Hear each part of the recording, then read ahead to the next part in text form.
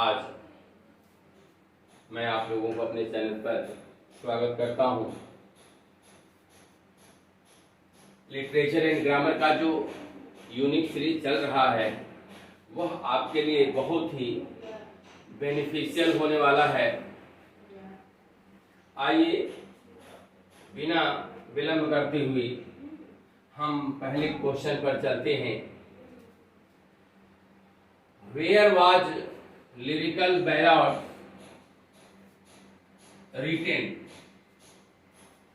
ये lyrical ballad कहाँ लिखा गया? क्यूम्बरलैंड हिल्स पर, कैम्ब्रिज में, Quantock Hills, none of this. तो बताएं। ये क्यूम्बरलैंड हिल्स पर हुआ था। Galsworthy was awarded the Order of Merit से गाल्सवर्दी को awarded of the Order of Merit से कब नवाजा गया? तो माय डियर गाइस, ये आपका डी वाला ऑप्शन राइट है। आइए हम लोग अगले क्वेश्चन पे चलते हैं। Which play of Shakespeare has two prologues? Shakespeare के कौन से प्ले, ये कौन सा प्ले है जिसमें दो प्रोलॉग आए हुए हैं? तो माय डियर फ्रेंड, आपको पता है वह प्ले है Romeo and Juliet. Who are called star cross lovers?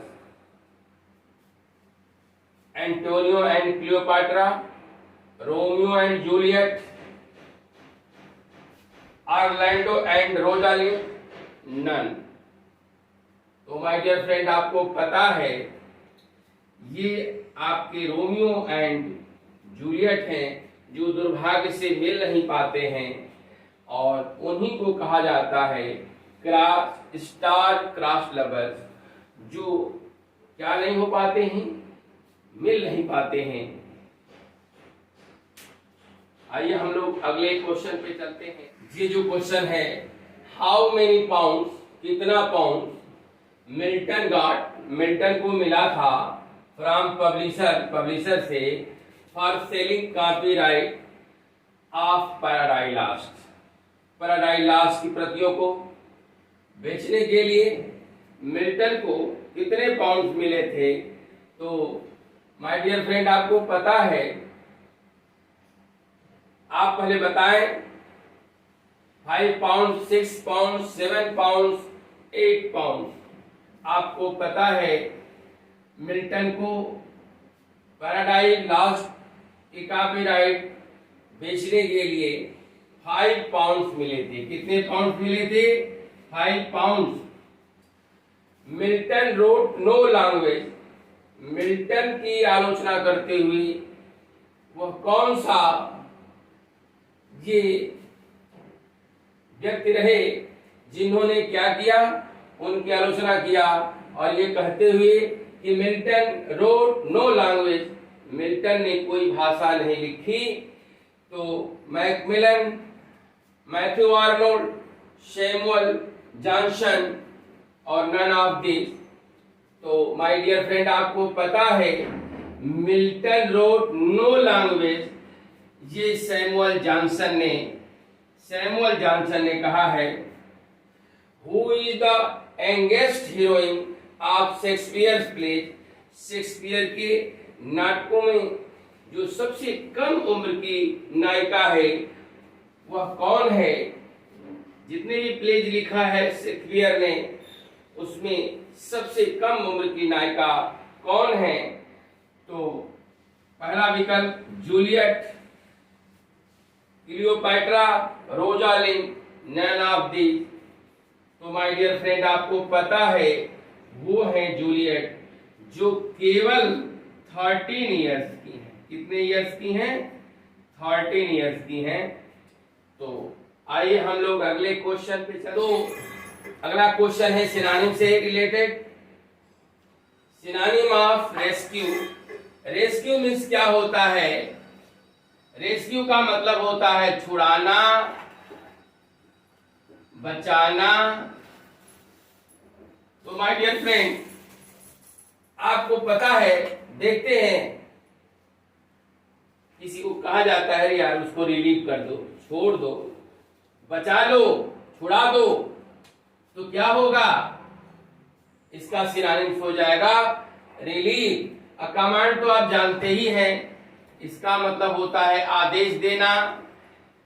और ये स्लो डाउन, स्लो का मतलब धीमा करना, पोस्टपोन का मतलब होता है स्थगित करना। क्या करना? स्थगित करना। अगला क्वेश्चन, सिनोनिम ऑफ प्रोएम। प्रोएम का मतलब होता है प्रारंभ। प्रोएम का मतलब क्या होता है? प्रारंभ। तो आपको सीधे सीधे दिखाई दे दिया बिगिनिंग। और ये देखिए प्रारंभ, बिगिनिंग होगा। ये भी बड़े अच्छे वर्ड हैं। पॉजिटिव मीन्स होता है क्या? कमी, शॉर्टेज इसको कहते हैं। एडमायरेशन मीन्स होता है प्रशंसा। और एसिग्नेशन मीन्स होता है नियुक्ति। एसिग्नेशन मीन्स क्या होता है? नियुक्ति। आइए हम लोग अगले क्वेश्चन पे चलते हैं। चाक एंड चीज, ये देखें, इडियम से रिलेटेड क्वेश्चन है। Very different from each other, without any blemish, pure white in colour, very like each other. तो माय डियर फ्रेंड, आपको पता है लाइक चाक एंड चीज का मतलब होता है very different from each other, एक दूसरे से बिल्कुल भिन्न। इसको राइट डाउन करें। देखिए, very different from each other, एक दूसरे से बिल्कुल भिन्न, लाइक चाक एंड चीज का मतलब होता है। अब देखिए, चाक है और चीज है, ये पनीर है और चाक है, बिल्कुल भिन्न होता है।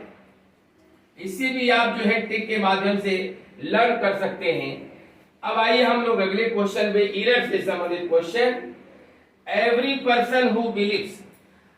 अब देखिए, in principles must stand up to fight for their convictions, no error.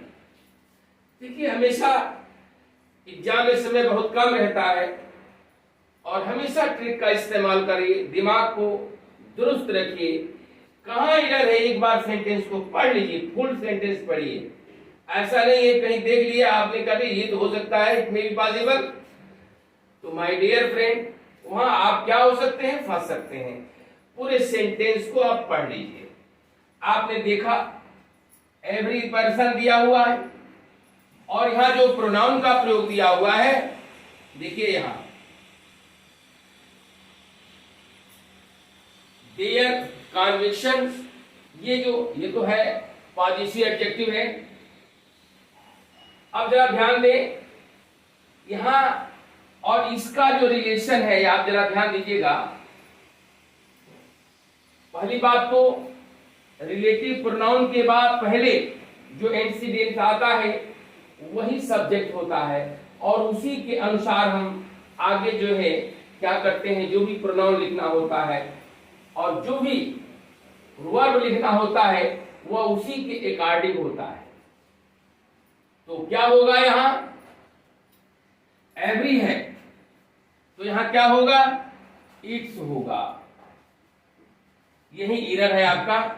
याद रखिए, जब भी सब्जेक्ट के रूप में एवरी वन हो, एवरी पर्सन हो, ईच पर्सन हो, आपका समवन हो, यानी कुल मिलाकर के ईच एवरी दिया हो, तो उसके साथ आने वाला जो वो हो, इट्स नहीं होगा।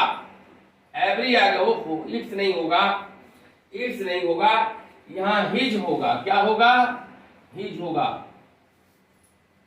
आप कहेंगे सर एवरी पर्सन, तो पर्सन में तो पुरुष और स्त्री दोनों आते हैं, तो आप कहेंगे सर, कुछ लड़कियां कहेंगी सर यहां तो हर होना चाहिए, हर भी होना हो सकता है।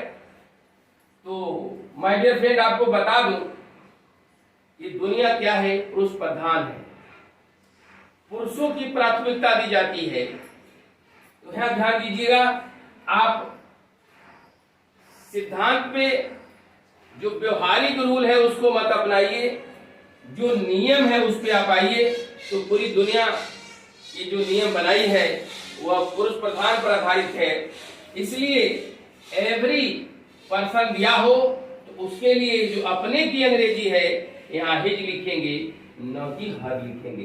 तो यही आपका क्या हुआ, एरर हुआ। और दिमाग में रखिएगा, जब भी एवरी पर्सन हो, ईच पर्सन हो, समवन हो, तो आप क्या करेंगे, यहां हिज लगाएंगे। लेट इनटू, अब देखिए क्या होगा इसका, to pierce, to allow to enter, to come in suddenly, to come to an in. तो माय डियर फ्रेंड, इसका होता है अंदर आने देना, अंदर आने देना। तो देखिए लेट हिम इनटू, उसको अंदर आने दीजिए। तो इसका कहां ऑप्शन दिखाई दे रहा है, देखिए अंदर आने के लिए अनुमति दे देना, अंदर आने देने के लिए या अंदर आने के लिए अनुमति देना, अंदर आने के लिए अनुमति देना, आपका ऑप्शन है बी, यानी टू अलाउ टू इंटर, यही आपका क्या है, राइट है। तो एक क्वेश्चन आपको और मैं देने जा रहा हूं, उसके बाद इस वीडियो का अंत होगा। तो आइए हम अगले क्वेश्चन। अब देखें, ये वन वर्ड से संबंधित क्वेश्चन है, speed greater than that of sound, मतलब होता है साउंड से भी ज्यादा जिसकी गति हो, आवाज से भी ज्यादा जिसकी गति हो, ग्रेटर हो, अधिक हो, उसको क्या कहते हैं, उसको कैकोफोनिक कहते हैं, सबसोनिक कहते हैं, हार्मोनिक कहते हैं, सुपरसोनिक कहते हैं। तो माय डियर फ्रेंड, आपको बता दूं कैकोफोनी का मतलब होता है कर्कश आवाज। क्या, कर्कश आवाज, मतलब अगर आपके देखिए कैको शब्द लगा हो तो समझ लीजिएगा कैको का मतलब ही होता है बैड, बैड साउंड से रिलेटेड है। कैको माने ही खराब होता है, इसको रूट वर्ड के रूप में याद कर लें। जिस शब्द के पहले लगा हो कैको, यह समझ लेना यह बैड से ही रिलेटेड होगा। सबसोनिक, सबसोनिक का मतलब देखिए इसी का अपोजिट है, यानी आवाज से अधिक गति। तो ये कहें speed lower than that of sound, यानी उस आवाज से कम आवाज को हम सबसोनिक कहते हैं। अगर यहां केवल लोअर रहेगा तो ये आपका सही हो जाएगा, यानी अधिक धीमी आवाज। हार्मोनी का तो मतलब होता है मेलोडियस।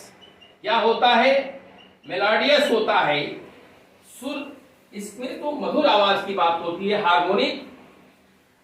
और यही आपका आंसर है, सुपरसोनिक होता है my dear friend. Speed greater than that of sound, sound से भी ज्यादा अगर उसकी गति अधिक होती है तो उस वह सुपरसोनिक होती है, सुपरसोनिक। और सुपरसोनिक का अपोजिट क्या होगा, सबसोनिक होगा। सबसोनिक सुपरसोनिक का क्या है, अपोजिट है।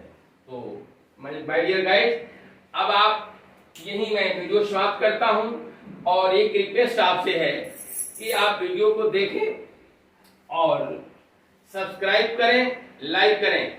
बार बार मैं आपसे कहता हूं कि आपका एक सब्सक्राइब, आपका एक लाइक एक यूट्यूबर को बहुत बड़ा प्रोत्साहन दे सकता है, उस शिक्षक को जो न्यू कमर के रूप में यूट्यूब पर आए हुए हैं। आप उन्हें सब्सक्राइब करें। थैंक्स।